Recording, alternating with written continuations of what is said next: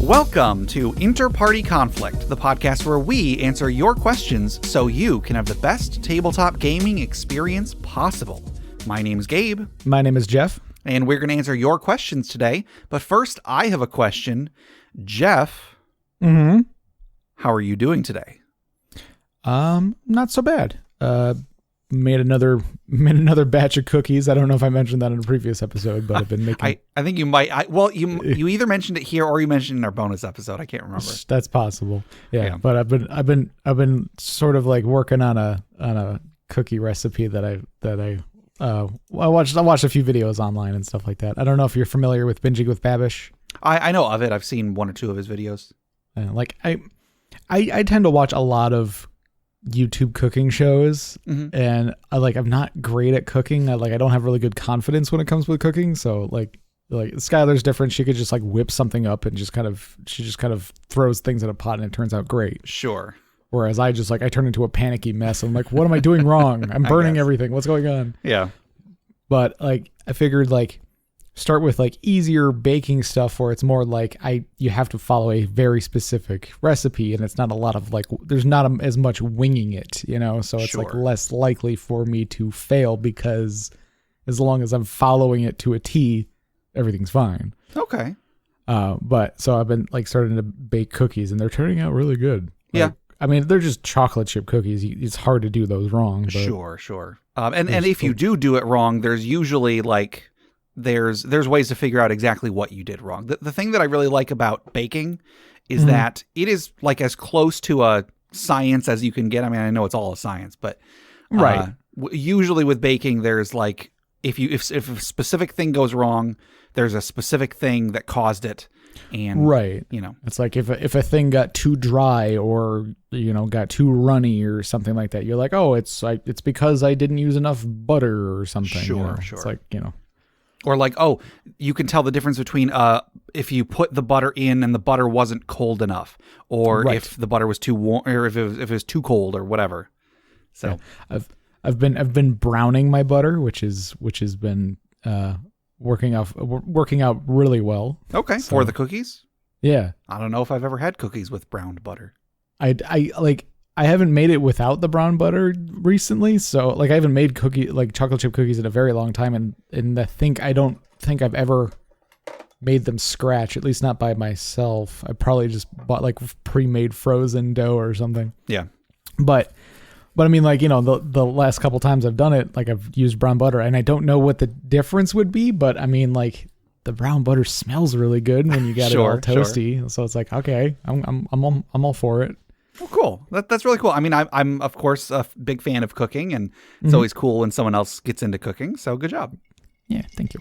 So what you been up to? Not really too much. I just mentioned that I hung out with a good friend of ours that I haven't seen in a long time due to the coronavirus, and so it was a little awkward because we had to take a lot of precautions to make sure that we're both safe and not didn't shake hands or high five or anything like that, but sure, it's still cool to just see somebody I haven't seen in multiple months, Right, yeah, of course. So, well, that's fun. Yeah, so not really much else, just, working kind of sucks. I don't know. Yeah, I mean, yeah, I could complain about work, but sure. I don't want to. Another complaint for another day, I guess. Right, yeah. All right, you want to go ahead and jump into this episode? Sure. Okay, so Jeff, you find yourself in a zone of truth. Ooh. And you hear a voice from the shadows ask you, I don't like where this is going. Where are you headed, Jeff? Oh, wait, I know this. I'm heading to the Dragon's Hoard.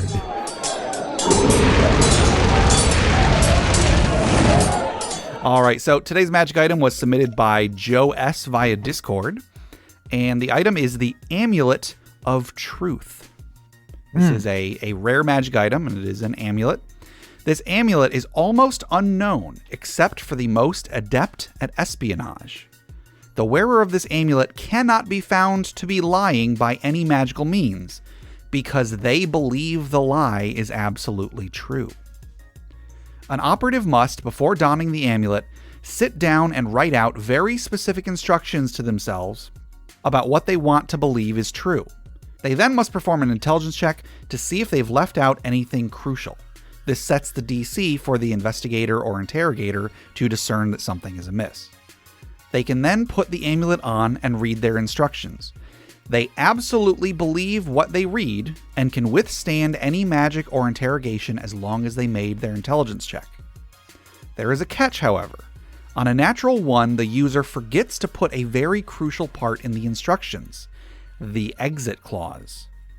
Something must be added to the instructions so that the user knows when to remove the amulet safely, or they will believe the false reality so deeply that they will stay in it. Unless, of course, they have a contingency plan, like someone coming to check on them and ensure they remove the amulet in the future. Some agents have been lost forever. And then the user returns to normal when the amulet is removed. And then it goes on to say, this amulet has also been given as a gift to people who have untold tragedy and suffer from crippling grief. If an official or someone who is so valuable to a kingdom or guild would have lost their minds due to grief or tragedy or some other debilitating memory, they are offered this item and guided in its use to completely write out their pain for the good of the many. This item has also taken many forms, from amulets to rings, and there has even been one that is a tattoo. So yeah, it's a magic item that when you wear it, I guess the item itself makes you, for the next few minutes or whatever, you unerringly believe whatever is told to you, I guess. Yeah. There's the part about writing out the instructions for yourself. However, that's not necessarily part of the magic item. That's just kind of the way that most people choose to use it. Sure. Okay. So, when you put it on, the next thing you are told, it's kind of like the Men in Black, flashy thing. Oh, okay. I was thinking of a different movie, but go on. It's like the little flash, and then they immediately oh, yep, it's this. This is what this thing, and they're kind of in a daze. They're like, yeah, okay, that sounds great. Yeah. They just sort of believe it, and then that's what it is. Yeah. What if instead of an amulet, this took the form of a rod with a ruby on the end? Yeah. Oh, yeah. There you go. A little flash of light. Yeah. the person casting it has to wear sunglasses. Sure. I was thinking with the part at the end about people voluntarily doing this to remove bad memories from themselves. I was thinking of the movie Eternal Sunshine of the Spotless Mind. Right, yeah. Which, for anybody who's not familiar, it's a movie with Kate Winslet and Jim Carrey. And the idea is that the movie just kind of starts out with Jim Carrey's character. He just wakes up one day and meets this girl. He kind of feels like he's been in a daze for a long time, and then they get to know each other, and then weird things start happening. And the viewer, we start to learn that there is this business where you can have this company purposely erase your memory, erase specific things from your memory. And he and this woman that he met, played by Kate Winslet, they were in a relationship and it ended very, very badly. And so both of them have erased each other from their memories, but the movie starts out with them meeting again. And so you're kind of seeing how they're meeting the second time, interspersed with bits of how they met the first time, and then the process of the memory getting erased and so on. Yeah. But so that this definitely seems like something that could exist in a world where magic is used to solve a lot of people's problems. Sure, yeah. Even if there is just a spell like the Modify Memory spell, if that exists, there is probably a business that would use it on willing people to erase parts of their memory. And similarly, someone could make a magic item, especially in the field of espionage. If not knowing something is going to save your life, there are going to be spies that have ways to make that happen. There's something in Doctor Who. Sorry, Jeff. Doctor Whom? Shut your mouth. There's something in Doctor Who that there was some way that it was he was locking away his memory or his personality or something. He was locking away a memory into a locket or something. Okay.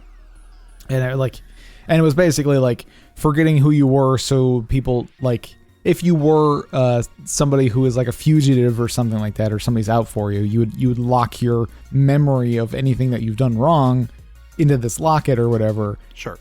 And then like if people were interrogating you, you'd be like, I don't know what you're talking about. Like, I don't know. Like, I'm not that person because I don't know who that is. Like, no idea. And you'd be telling the truth because you didn't have that memory. Sure. I mean, that's not exactly what happens in the show, but it's like, but from what I'm remembering, there's like something to do with these little like lockets or is that like a pocket watch or something? I don't know. But it comes up a couple times in the series where it is sort of just like somebody's like memory locked away in an object. Mm-hmm. And then if they happen to open that object, they receive the memories again or whatever. Okay. But I mean, this is more just like you would give yourself a memory basically, or you give yourself, something that you believe. Sure. And as long as you're wearing it, you believe it. Yeah, I could see a lot of good use, a lot of cool uses for this magic item. I would definitely love to use it as a plot hook. Mm-hmm. Maybe the beginning of the campaign, one or more of the players just has this on.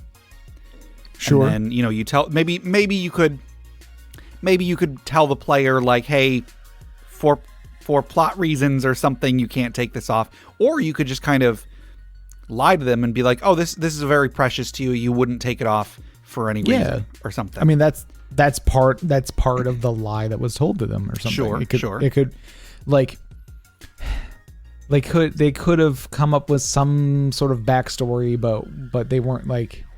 I mean, as long as like the player is okay with you messing with their character's backstory, sure, you could do something along the lines of like, oh yeah, no, this is a precious family heirloom. You never like to take it off.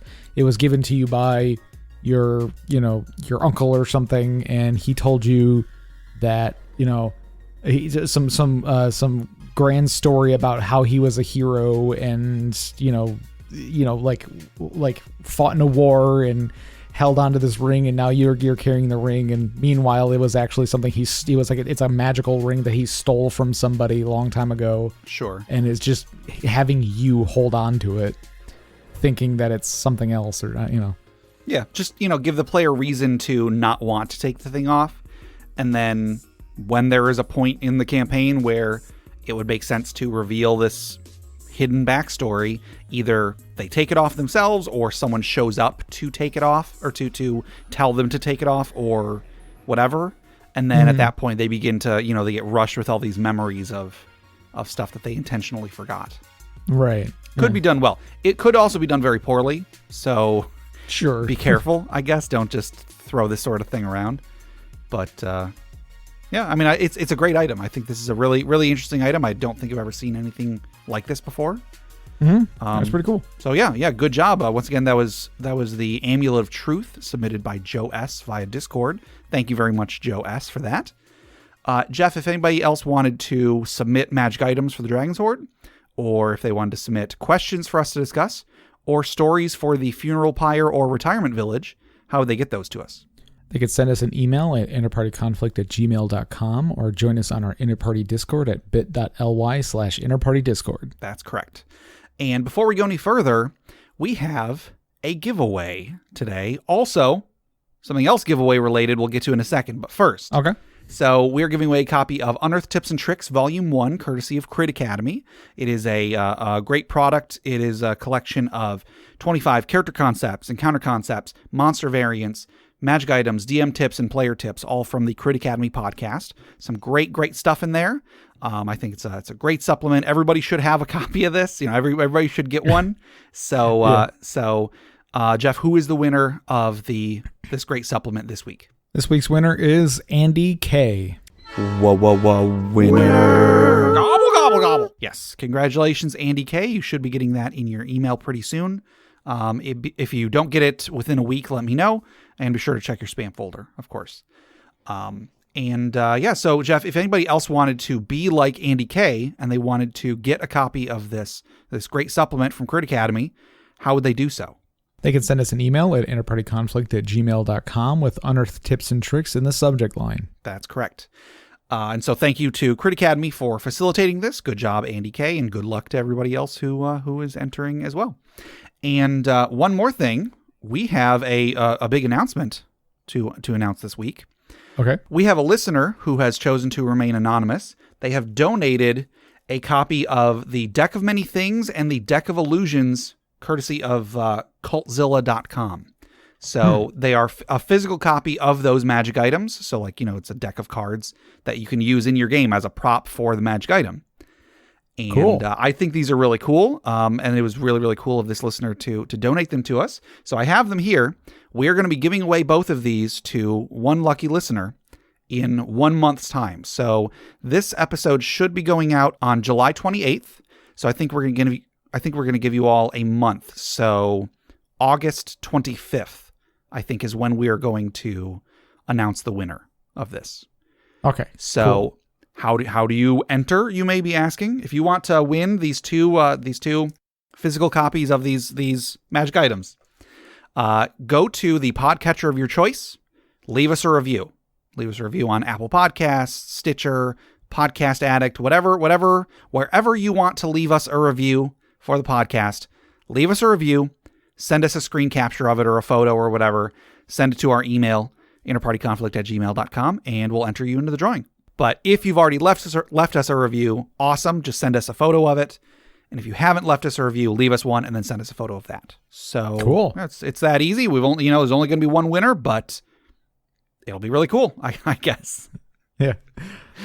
So thank you to this anonymous listener. I know you're out there. Thank you very much. We really appreciate your consideration, and good luck to everybody out there. Enter the drawing, and good luck to everybody out there. Cool. Awesome. All right. And then next up, I want to thank all of our wonderful patrons for making the show happen. Patreon is an online platform where you can donate a certain amount of money per month to the creator of your choice. And if you were to go to patreon.com/interpartyconflict, we've got a few different reward tiers. So depending on how much you want to donate to us, you get fantasy fiction, you get a monthly bonus podcast. We actually just put out just put out our bonus episode for July. We talked about our favorite fantasy movies. I think that was a really fun episode to record. Yeah. We also have a monthly Roll20 game, which the day that we're recording this, it's happening tomorrow. So this month has passed by the time you hear this, but you can always join for next month. So yeah, Patreon, it's a great way for people to help support the show and get some cool stuff in return. So if you want to help us out, check us out at patreon.com/interpartyconflict. Look at the rewards and see if anything appeals to you, and you can help out the show and get some cool stuff. So thank you to all of our wonderful patrons. We know that this is a difficult time, so the fact that we still have people donating to us it's mind-blowing that people are willing to do that for us. So thank you. Yeah, we're really grateful. Yes. And just one more thing, check out the other podcasts on the Crit Nation Fellowship. We mentioned Crit Academy. Go check them out. They've got new and reusable content for players and DMs alike every week. Also check out Brute Force and Ignorance. They're an actual play podcast. And check out D&D Character Lab, where Garen and Dan made characters and debated whose characters were better. Enough of all that. Let's get into some questions, Jeff. Our first question comes from Dustin on Discord, and he asks, how would you deal with a player whose character is completely out of tone or theme of the campaign and insists that you add bits of their story to the world? Yeah, so I thought this was interesting. He submitted this a long time ago. I thought this was interesting because this is actually something that is that I am dealing with at the moment. So we have a monthly Roll20 game, and one of the players in the Roll20 game, I'm not saying anything bad about the player. The player's a great player. I'm very happy that he's playing with us. But we're playing an Eberron game, and he wants his character to be basically a Transformer from, the cartoon or toy line Transformers. And I think that's fine. That's not anything. I don't want to fault him for doing that. That's the kind of player, kind of character he wants to play. Awesome. Yeah. I want to facilitate that as much as anybody else. Yeah, we always encourage add your own flavor to if you can't make the character you want within the rules, just add flavor to it. Absolutely. But it does lead to some difficult. It is an obstacle at times because how do I fit? Because I want to cater to that player. I want to cater to all the players if possible. So how best to cater to that while still keeping the tone and the theme of the campaign? if let's say it was a different thing, let's say we were playing like a modern game, some sort of modern fantasy game, and then someone is like, oh no, I'm playing a knight in armor. Right. That could work, but it would take some work to do so. Mm-hmm. It would require extra work for the dungeon master to, figure out how this would translate into the world. It would require some sort of an explanation for, are they from the past? Are they from the present? Whatever. Right. Yeah. Or is it somebody who's taking LARPing way too seriously? Kind of thing? Sure. Like, you could find ways, but it all really depends on like how the player wants. Like the player might be dead set on them being from the past, which might make it a little bit more difficult. Yeah. But, if it's just like, well, you want to be a knight in armor, let's figure out a way to do that. Sure. And you could work with the player and, maybe come to that, like, it's your character is a collector of, medieval weaponry. And so now you're just kind of you've gone off the deep end and now you're just kind of doing your thing. Sure. This is something that it is kind of difficult, but I'm always open to a challenge like that. Mm-hmm. The way that I would kind of try to do it is if there is a way that if I can make something that on paper looks like what the player wants. If, I guess using our Roll20 example, if I can make something that has the elements of a Transformers adventure, but I can translate that into an Eberron world where, Warforged and such are exploring this magical world, then that's the end goal. I want to make it so that yes, it feels like Eberron, but also to the person who wanted this different experience, it also feels like that. Now, it can be tricky if one player wants this thing and then another player wants something wildly different. It can be hard to juggle multiple players' expectations, So it can be hard, and there are some sacrifices that have to be made. I can't cater to everything that every player wants me to do. I'm probably not going to include every one of these Transformer-esque requests into the world, but I'll do what I can. I would never want to just say to a player, no, I can't do that. Maybe if I started the campaign off by saying this is going to be very strictly, fantasy, very strictly knights in armor, no futuristic stuff, no sci-fi stuff, whatever. If I was very firm on that from the beginning, that would be one thing. If I told everybody coming in, don't make something that's kind of a joke, don't make something that's a reference to pop culture, that'd be one thing. But I didn't do that, and that's by design. I didn't want to stop anyone. If someone wants to show up with a character that is just this TV character turned into D&D or whatever, that's fine. Especially for like the game that we're having, that's no problem at all. I'm not really going for something that is super duper serious. I don't, Sure. I want to take it seriously, but I want everybody to be able to have fun. Hopefully none of the things that I'm doing is taking away fun from other players.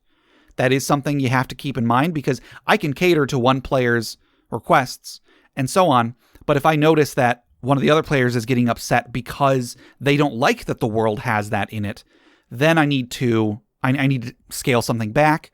I need to try and focus on the other player too.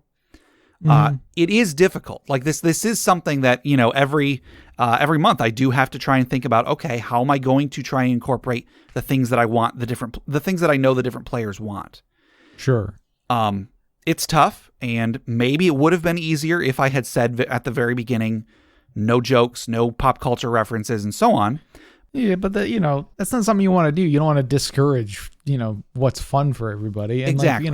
And like using pop culture references to create characters, that's sort of like, that's a big part of these games, is like, like so many characters I've made are rooted in some sort of like, video game character or a movie, a character from a movie or something. Yeah.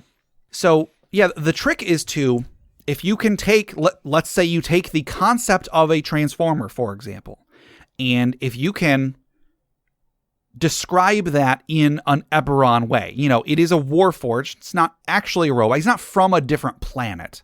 Right. He is from the world of Eberron. He was created along with the other Warforged. He lives in a faction along with the other Warforged. I think in our campaign, he is part of House Orion, which are the ones that they're in charge of the transportation and such. Okay. Is he doing a Warforged Druid or something? He's a Warforged Artificer, actually. Artificer. Oh, Yeah. okay. All right. And, I'm all for reflavoring stuff. So, like, he has I think a magic crossbow or a crossbow that he, from his class, has made magical that he describes as like an energy cannon. I'm fine with that. The class has enough. The class already has abilities that do stuff like that, so that's not a problem. Yeah, that is sort of like what artificers are. They like they combine magic and mechanics and mechanical stuff together.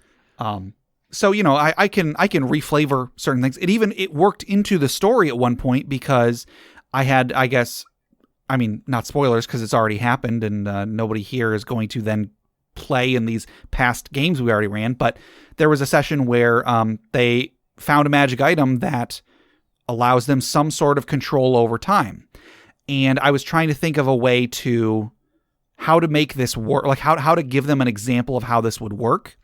And the player in question was like, I'm going to say, is it okay if my character has a compartment in his chest where he would normally keep like an energy source? Because I guess, in Transformers, they have like an energon thing or whatever. And so he wanted to put this time artifact thing into the compartment in his chest. And I realized like, oh shoot, that would be perfect. Like that's my way to get across what this magic item does based on the player's spontaneous idea for how to use his character that is entirely based on this pop culture thing that he's made his character after. And so there are times where it is advantageous. So I definitely don't want to just say, no, you can't do that. It doesn't fit the setting. My job as a DM is to find a way to make it fit the setting in a way that is, beneficial to everybody. Mm-hmm. So again, it's difficult. It is definitely, if this player had just chosen to play, just a human in, a human fighter or whatever, some things would have been easier, but not everything. And I think there definitely would have been something lost in that case. Sure. So, the trouble though can come from if another player or multiple players or whatever expect something different from the game, then it can become a problem. And then, then I do need to reevaluate how much focus am I giving to each player. I don't want to focus too much on this one, on this particular character. I want to try to also focus on the other characters too. So just me on, from my point of view, it is important to know what the players want and where they want to go so that I can then try to fit it all together.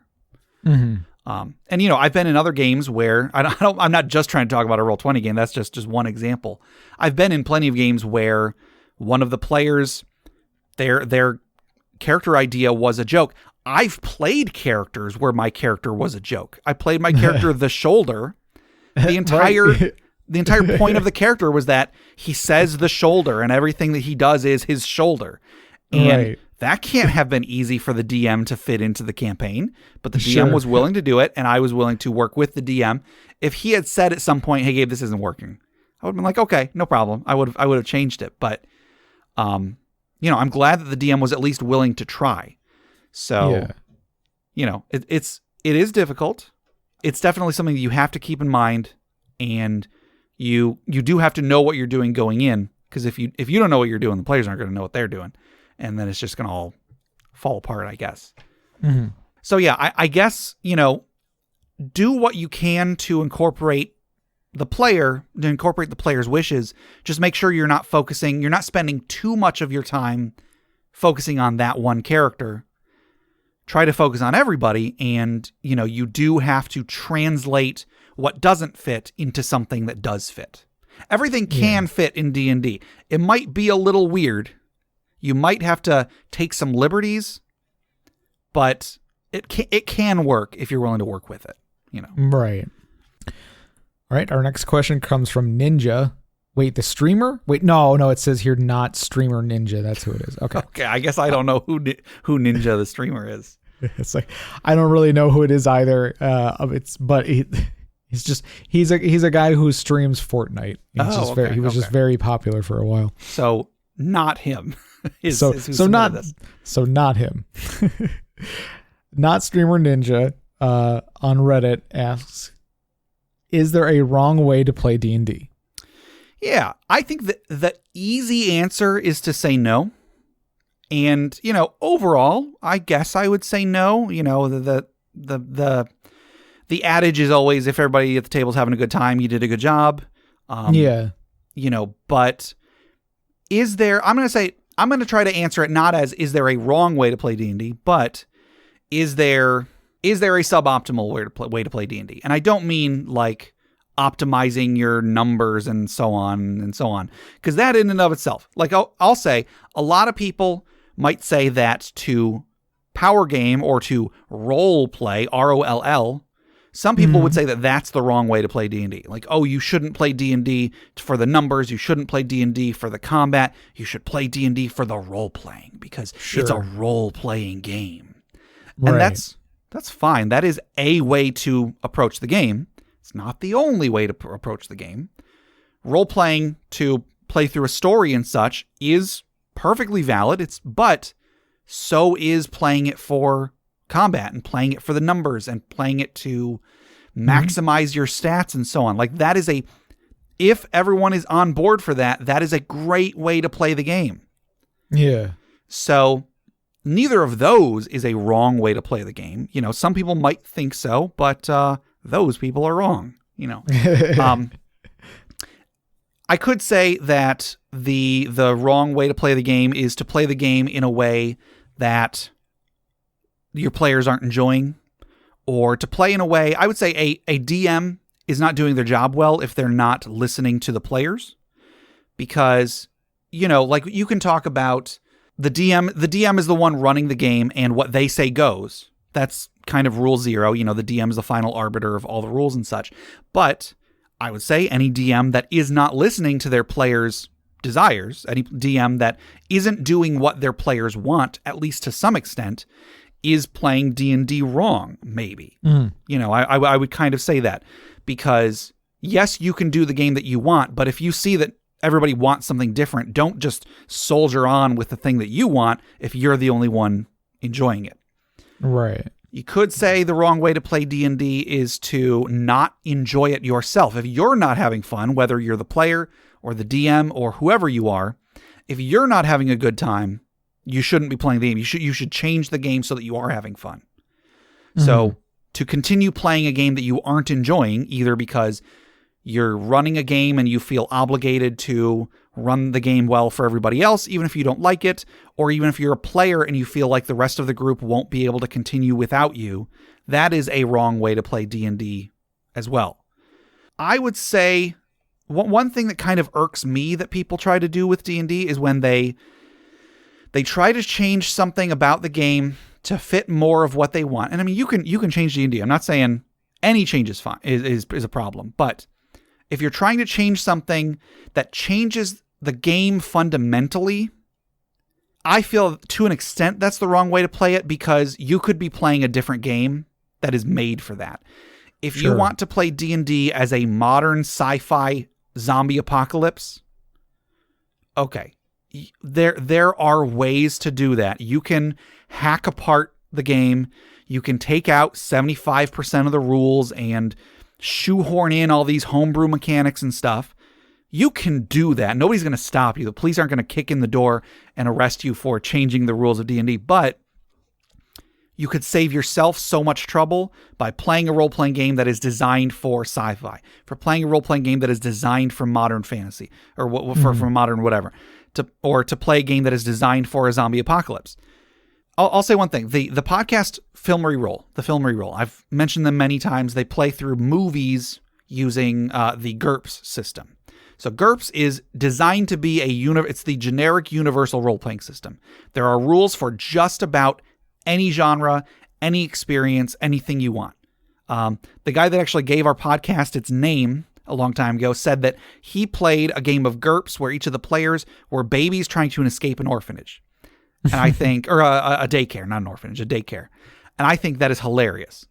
You can't do that with D&D. you can, in quotes, you can do that, but you would take out so much of what makes D&D D&D that it would not be D&D anymore. Right. With something like, but the whole reason I mentioned the film reroll is that they have been asked, why do you play GURPS and not something like D&D? And the reason that Paolo, the primary DM and host of that campaign, of that podcast, said that they don't play D&D because D&D has so much baggage that comes with it. It has classes. It has an implied setting. It doesn't have to be Forgotten Realms or whatever, but it implies, by its existence, there are elves, there are dwarves, there are orcs, because those are in the core rules. You can cut those out, but again, you're cutting something that is fundamental to the game out when you could just be playing a game that doesn't have orcs, that doesn't have dwarves, that doesn't have elves. Right. If you want to play a modern game, you can force D&D into that modern game shaped hole, or you can play a modern game, a game that is set in modern times. Maybe 30 years ago, maybe 20 years ago, even 10 years ago, it might have been much more justifiable to play D&D in whatever genre, whatever setting, whatever kind of other game-shaped hole you want it to go in. Because especially 30 or 20 years ago, there weren't really that many other role-playing games. There were some. Right. There were some, but there weren't. Nowadays, there is a role-playing game for everything. Yeah, there's been a huge boom when it comes to like tabletop games in general, like in the last, 10 years or so. Yeah. So, I'm not saying that this is the wrong way to play D&D, but one way that always boggles my mind is when someone tries to play D&D to create a game that isn't D&D. Or they insist on quote unquote playing D&D, but then they change so much about the rules that they aren't playing D&D anymore. If you're not using the rules, you're not don't play D&D. You can have a game in a setting similar to D&D, and you can use it. You can play a game of the terrible RPG that takes place in Forgotten Realms. You can play a game of GURPS that takes place in the Forgotten Realms. The setting isn't what makes D&D D&D. I would argue that the rules are what make D&D D&D. Some people might argue with me on that, and that's fine. You can feel otherwise. But D&D itself has so many rules. Like, if in your head D&D is a setting, then that means you can save your players all of the trouble of having to learn the myriad rules of D&D. And combat takes forever because there are so many combat rules. And then there's so much equipment and magic items and ability scores that don't make sense because you don't use the score, you use the modifier and so on. There's so much baggage, to quote Paulo Quiros from the film Reroll. There is so much baggage that comes with D&D that if you don't want that baggage, you don't have to have it because you don't have to be playing D&D. Right. You can play a different game and have all of the setting, even you could have all of the races, you can have all of the magic theming. The mechanics would be different depending on what game you're playing. Right. But there's so many other things that you can use while still keeping the feel of D&D that I don't understand why so many people feel like if they don't call it D&D, or if the book is not on the table, then something is wrong. You can play, it's not a bad word to play a different game, to suggest that someone plays a game other than D&D. For, for actual play podcasts and such, maybe there are listeners who won't listen if they don't say that they're playing D&D. I've heard the most recent season of The Adventure Zone, for example, they made a big deal about how they were going back to playing D&D. And one of the issues I had with it was that they use the rules so little, they might as well not even be playing D&D. And I've brought that up in online discussions, and people have pointed out if they were playing some other game, fewer people would listen. That could be true. There may be people that only tune in because it's D&D. But in that case, I would say actual play podcasts are they have their own rules for what is right or wrong to play D&D. Because I can say there's lots of things that you can do wrong in a podcast that would not be wrong at a table. a table, if that makes any sense. Hmm. So I do feel that to some extent there are wrong ways to play D&D. None of them should be deal breakers. Wrong is a gradient, Some things are more wrong, some things are less wrong. Nothing should stop you from playing D&D, but you should stop yourself and think, why am I playing D&D if blank? And then insert whatever problems you're having into the blank. Yeah. Why am I playing D&D if I don't like the combat system? Why am I playing D&D if I don't want to use any of the classes? Why am I playing D&D if I don't want to have a GM? Because we had a question, I think, last episode about how would you make D&D, how would you play D&D without a GM? Or have you ever tried to make D&D into a game without a GM?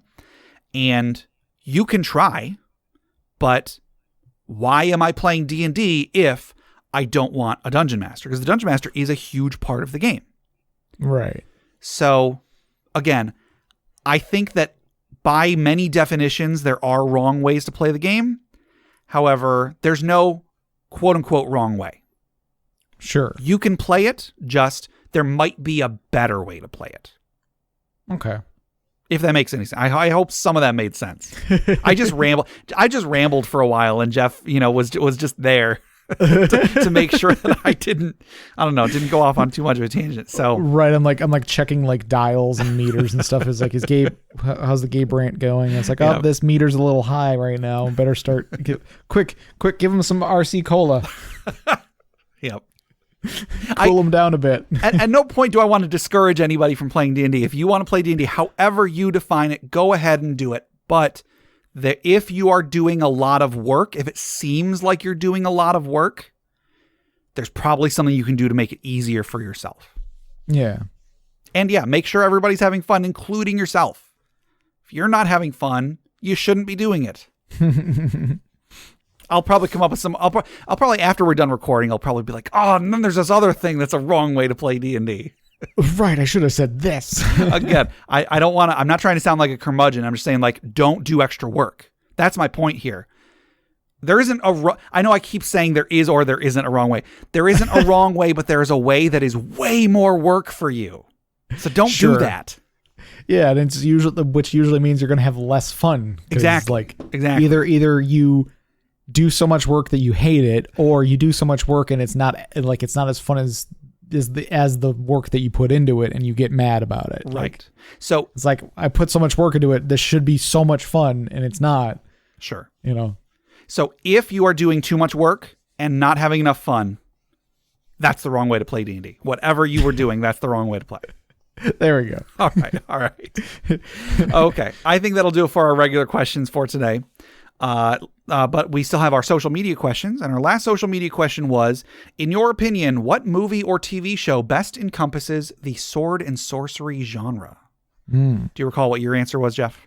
I don't think I had a good answer for it. Not that I can remember. Okay. Well, because then we did do a bonus episode right after that, all about sword and sorcery movies, kind of. I can't remember if there was like one particular movie that I was like, oh yeah, this is the one for me. Gotcha. But I think when we were recording last episode, I think I said Willow first. Sure. But then when we were doing the bonus episode, I think I actually put that second, and number one was The Princess Bride. Oh yeah. Two very, very good movies. Jeff, did you watch Willow? Yeah, I watched. I fell asleep to it. Jeff. That's the only time I that's the only time I can get myself to sit down in front of a television is when I'm actually just lying in bed. Sure. No, I understand. But no, I got a good ways into it before I fell asleep. But it's like it's a good movie. I was enjoying it. There's a wizard duel at the end of that I think is pretty darn good. Okay. Anyway, so I said those two, and we got a few responses, I think. Over on Facebook, Sean M says, I like a classic anime called Records of Lodoss War. It had all the various class types, although I've heard rumor that the creator wanted to animate his D&D game in the 90s. He also said Conan is good. I'm also liking The Dragon Prince and how it reimagines some of the fantasy tropes. This one is done by the same team that made Avatar and Korra. Oh, cool. I feel like Jay used to really like Record of Lodoss War. Like he talked about that as being like D&D, but an anime. Sure. Okay. So that I've definitely heard of that one. The DM's Council says, my personal favorite, Lord of the Rings. When I was younger, The Black Cauldron. Oh, yeah, The Black Cauldron. That's good. Yeah, I've never seen... I started watching Black Cauldron a few months ago because... Oh, no, that's the Dark Crystal.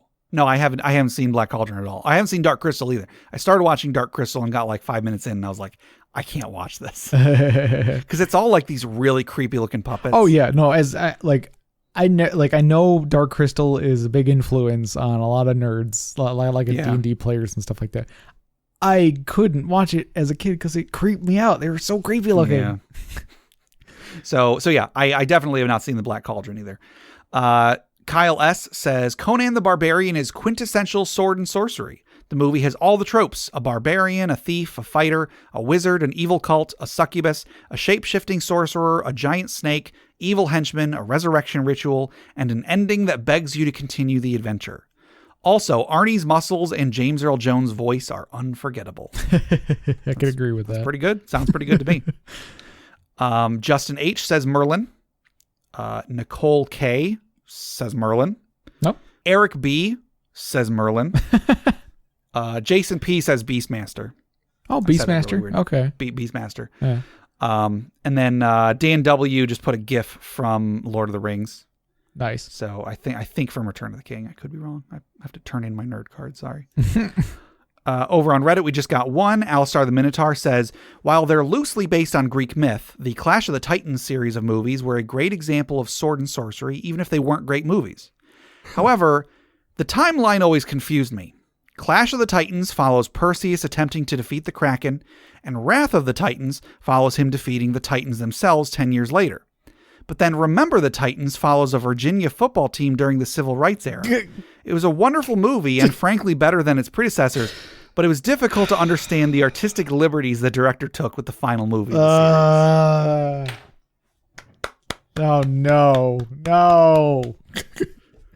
10 out of 10. Would reply again. So good. Over on Twitter, we actually didn't get anybody on Twitter. Over on Discord, we got a few.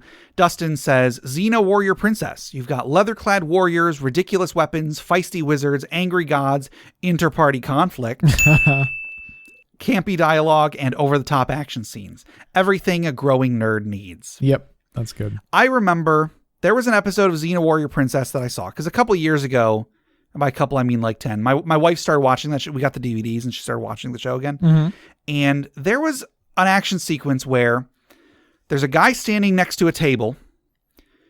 Xena jumps onto the other side of the table so that the side in front of him like flips up and hits him. Yeah. It knocks him back, at which point he falls and lands on the table that knocked him backwards and then launches Xena into the air where she can then kick somebody else. It's such a bonkers... There's no way that this could have happened. So the show lost all credibility to me. It like knocked him up in the air and then he fell on the table? It knocked him backwards, yet he fell forwards. It's like someone punching them from the front and then having them fall onto you. Yeah, it's real weird. Anyway, maybe he flew so far backwards he went all around the world. That's okay. New headcanon. Thank you, Jen. You just saved that show for me. Like Xena's that strong. Sure. Autumn Wind says, Conan is best in life, very influential in the genre. Beastmaster and the Adventures of Sinbad are a few under-heralded sword and sorceries from late 90s TV. And then they asked, would you consider Pirates of the Caribbean swords and sorcery? And, on a good day, sure. Yeah, but it's not up to me. It's you guys define it however you want, as is usually how we do these questions. Yeah. Stiltskin Kupo 84 says Merlin. Joe S says, hear me out. The Star Wars series. Aside from blasters, you have Blade Singer style sorcerers that use a monk-like ideology, fighting Hexblade style warlocks, channeling rage and fear to combat them. They magically summon, that is, clone armies to battle. The story is almost Mordorian. I feel like you could, fairly easily like turn the Star Wars story into a more sword and sorcery kind of thing. Yeah. I mean, it is fantasy. It is space fantasy, not science fiction. Right. So like, it wouldn't be too hard. Stormtroopers have crossbows. There. Yeah. Solved it. Yeah. Like everything else you can explain with magic. Right. So I definitely accept that. Estrella, who is a coworker of mine, says, I choose the 13th Warrior for a movie that encompasses the sword and sorcery genre. It screams D&D session. New player meets up with the party to receive a quest to help a village. Also, there is a dungeon with skill checks. If you haven't seen the movie, it's a must. And I downloaded this movie. I meant to watch it the other day, but I didn't. It didn't finish downloading before I left for work, so I haven't yet. But I do plan on watching it pretty soon. Gabe from the future here. I have since watched The 13th Warrior, and it is amazing. Go watch it right now.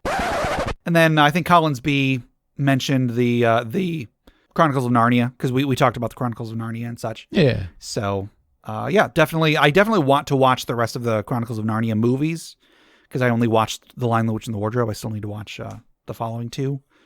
But, some good stuff in there. I think we might have gotten one or two other ones, but I think that's enough responses for that. Cool. So that was our last social media question. The next social media question is, and this was actually submitted by Dustin via Discord. Occasionally people do submit questions specifically for social media.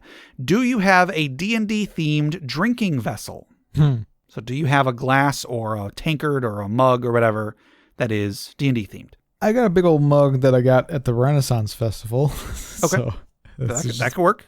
Yeah, big old like pewter mug thing with a leather wrap around it. But it, I don't use it often.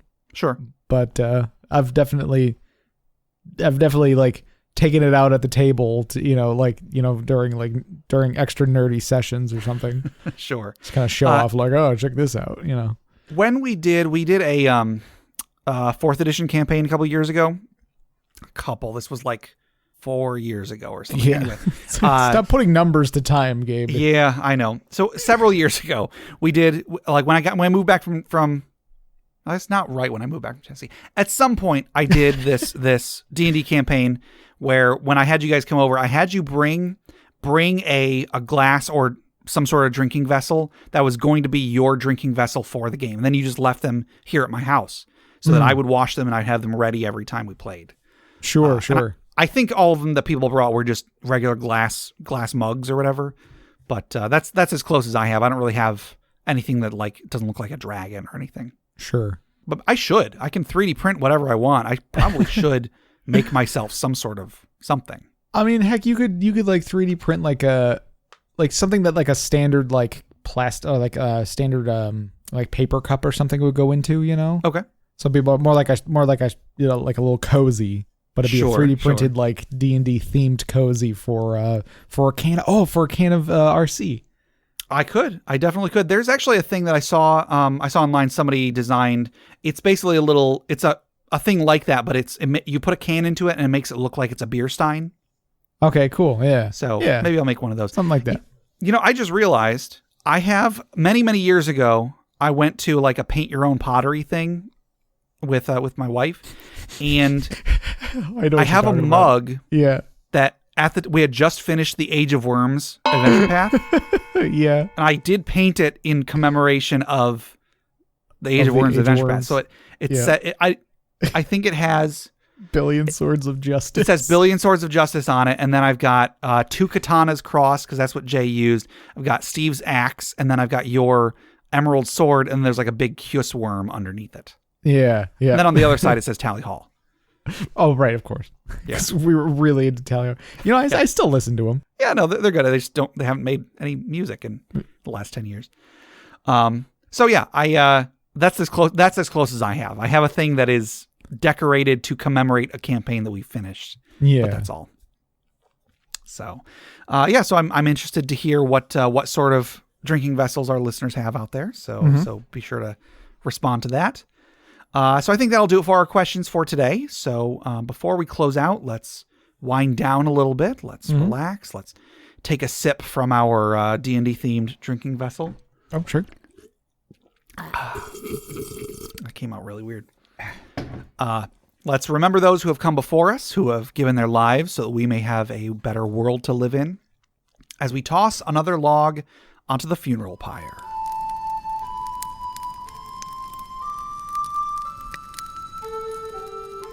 Today's funeral pyre story was submitted by Renab Gnaigar, and that was on Reddit. And they say, in a losing battle at the top of a tower, blinded because both eyes just got plucked out by a swarm of ravens. Ugh. I go to jump off the tower into the lake just below it to escape. I picked the wrong side of the tower and landed on solid ground. Oh, no. Crunch. Ugh. So, that's pretty concise and to the point. That's not a great way to go. Yeah. So let's raise a glass in memory of Renab Gnaigar's character, who reminds us you should always look before...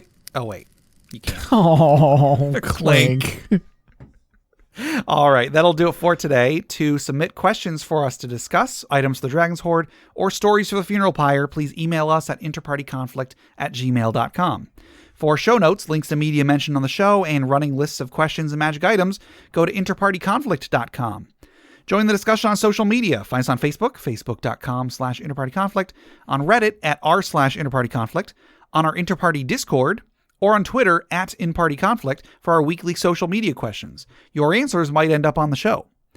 You can find us on the podcatcher of your choice: iTunes, Google Play Music, Stitcher, YouTube, Spotify, iHeartRadio, anywhere you download podcasts.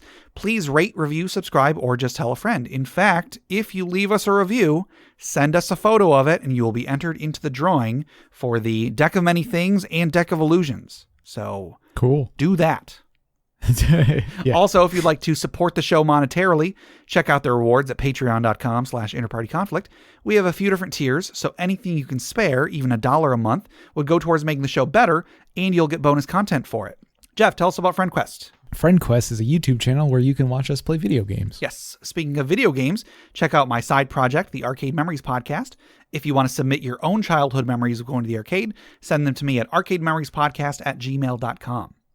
Also, head over to bit.ly/interpartyconflict to take a short survey about our show, what you like, what you don't like, etc. And just for taking it, you'll get 2 free printable board games courtesy of Mary and Tom over at hollandspiel.com. And our music is made by Boxcat Games from Nameless the Hacker's RPG. So, Jeff, until next time, Autobots roll out.